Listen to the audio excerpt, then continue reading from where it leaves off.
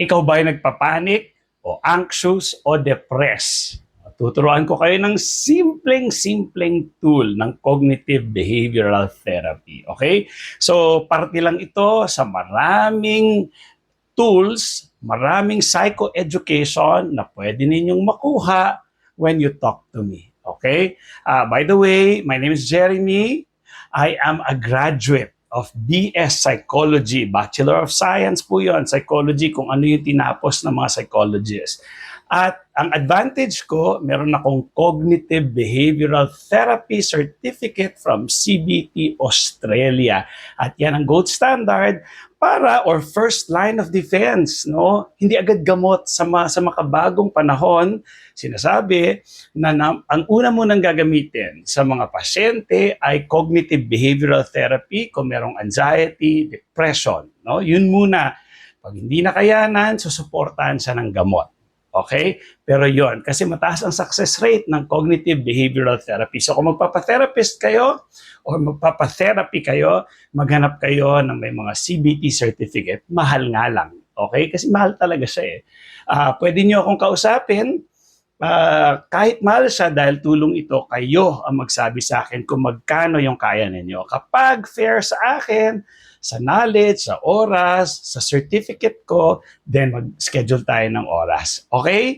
So, ano naman ang hindi ako? Hindi ako doktor. Hindi ako pwedeng tanungan ng gamot. Bawal yon. Kahit may alam ako doon, bawal sa amin yun. I'm not a doctor, I'm not a health professional, I'm not even a practicing psychologist. Hindi pa. Okay? Pero hayaan nyo pa nag-practice ako. Kaso nga lang, pa nag-practice na ako, mas mahal. Okay? And then, ayun po, at least klaro na. O sige, mabalik na tayo dun sa CBT tool. Imagine niyo yung triangle na yan. Okay? Meron kang thought, feelings, behavior. Ulit.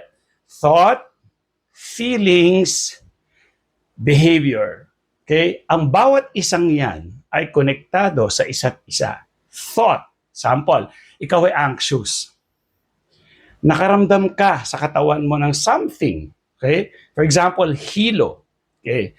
Pero ito, ginagamit lang ito kapag nasabi na ng doktor na wala kayong sakit. Wala kayong sakit sa mata, wala kayong sakit sa brain, wala kayong sakit sa puso, at basta totally healthy kayo. Ang problema lang po is yung psychological. Okay? Yun. Dito lang siya magiging effective, mag-work. No? Okay, so importante magpunta sa doktor. So okay, bakit nga ba? Paano kasi kung totoong sakit yan? Kahit anong gawin nating paliwanag dito, kung talaga may problema ka sa lungs, talaga mahirapan ka huminga. Okay? Kaya importante na sabihin ng doktor, wala kang sakit, punta ka sa psychiatrist or psychologist. Okay? Medyo inihingal ako kasi ako pawis na pawis pag ako sa labas ng exercise. Okay, so, thought, feelings, or emotions, behavior. Klaro? Thoughts, feelings, or emotions, behavior. So, anxious ka, kunyari, thought, bigla ka nahilo.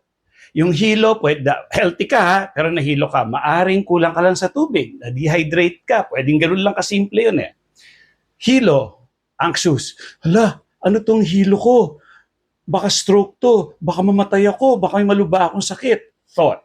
Ano ngayon ang feelings, emotions? Siyempre, panic, takot. No? Hala, ano to? Hala, mamatay ako. Hala, takot, kabog dibdib, hirap huminga.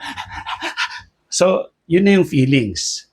Behavior, punta ako sa ER, punta na ako sa ER, takbo ako sa ER. So, yung thought, dahil sa hilo, may malubang sakit, stroke, etc., etc., etc. So, ang feeling, sobrang takot, panic, behavior niya, tatakbo siya sa ER. Okay, baguhin natin.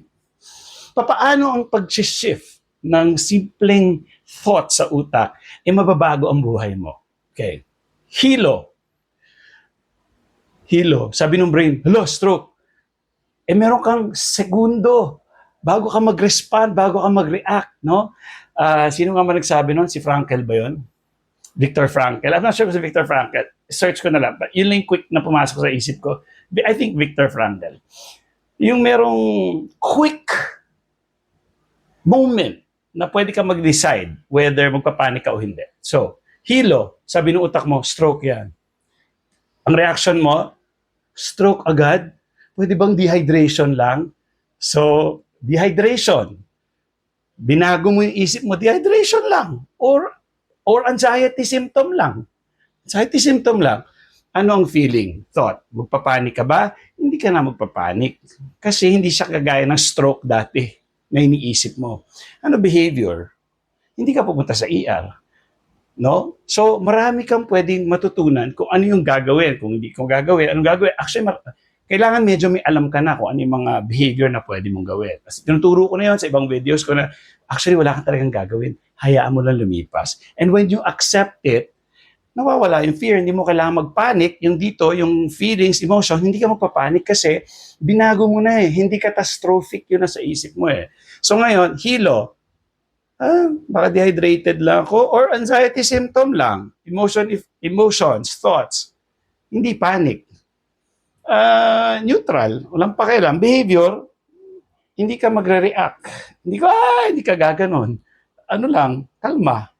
That's a behavior. Calm lang. Okay. Ganun lang. You see? Pag-usapan naman natin depression.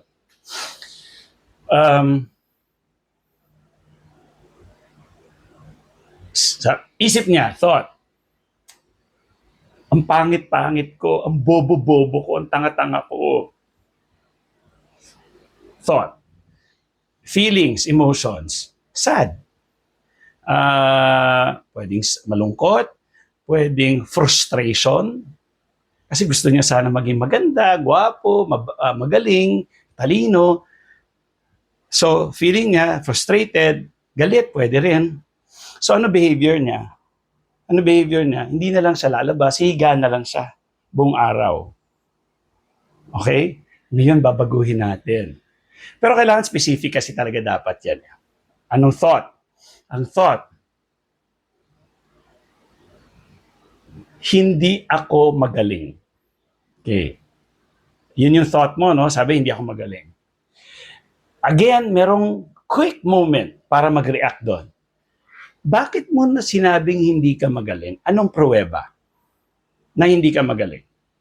Kung bumagsak ka sa math, hindi ka na ba magaling? Hindi mo nakita na buong subject mo, pasado ka or matataas ka, sa math ka lang bumagsak? Tapos, dinisregard mo na yung lahat ng subjects mo, ang finukusan mo lang yung math mo. So may ebidensya ba na hindi ka magaling? So ngayon, pag ganun isip mo, pasado nga ako ngayon lang yan kasi hindi ko lang na-submit yung grade ko sa math, yung project ko sa math, kaya ako binagsakan, galit sa akin yung professor ko. So ano ngayon yung emotions, feeling? Hindi ka sad kasi binago mo yung pag-iisip mo. And then what will be your behavior? Dead man, labas ka pa rin, party ka pa rin, punta ka pa rin sa friends mo. See, yung mga shifting sa utak na yon, apektado yung emotions, feelings, and your behavior. Pwede rin natin dito manggaling sa behavior. Kapag ikaw po ay nakahilata ka lang buong araw, dahil nakahilata ka lang buong araw, ang maiisip mo, madidepress ka. Kasi wala kang energy, nakahilata ka lang eh. Pag ang tao, halimbawa, pag may sakit ka, yung isip mo parang malungkot, sad. Kasi may sakit yung katawan mo eh. So may epekto yung emotions, feelings, or yung katawan sa utak natin. Kaya, kung feeling mo, gusto mo lang humilata, yung iyong feelings, ang hilata is behavior. Okay, ito yun. Hilata mo, behavior. Ang feelings, emotions, non-down.